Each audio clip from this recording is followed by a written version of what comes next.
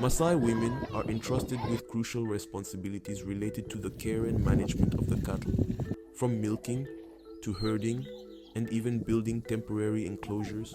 Women are the backbone of the household's cattle operations. For Maasai women, cattle are more than just a source of sustenance. They are symbols of wealth, status, and identity.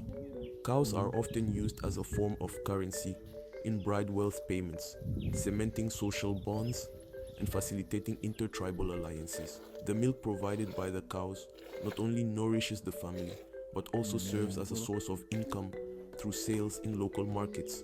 The ritualistic significance of cattle in Maasai ceremonies and traditions underscores their sacred place in the community and the rich heritage of the Maasai people and sustainable development in East Africa. Thank you to the Maasai for sharing and supporting SaferGrip by OPNBar.